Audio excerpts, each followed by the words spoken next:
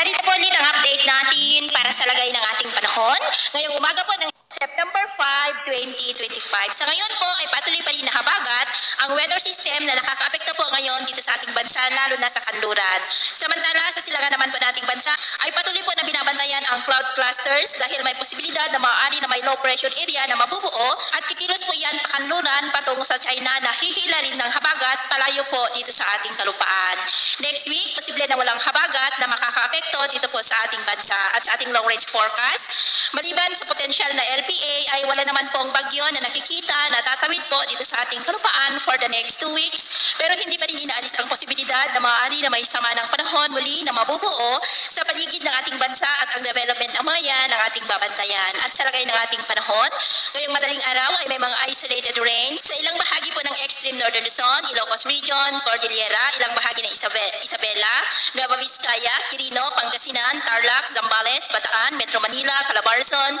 Bicol Region, Mimaro, ilang bahagi ng Panay Island, Cadiz, Escalante, Cebu, Bohol, Leyte, ilang bahagi ng Samar, Sulu Archipelago, Zamboanga Peninsula, Northern Mindanao, Surigao del Norte at Sorsogon. Mamaya po ay sisikat naman ang araw sa malaking bahagi ng bansa pero may chance pa rin ng cloudy skies with isolated rains, lalo na po dyan sa may La Union, Benguet, Pangasinan, Zambales, Bataan, Metro Manila, Cavite, southern part ng Quezon, Bicol Region, Marinduque, Romblon, Palawan, Iloilo, Negros, Leyte, Samar Provinces, Bohol, Surigao del Norte, Sulu Archipelago at Zamboanga Peninsula. At mamayang hapon, mas maraming lugar ulit ang makakaranas ng mas maulap na kalangitan with isolated rains, kaya mag-ingat pa rin po tayo sa mga banta pa rin ng mga pagbaha at pagguho ng lupa.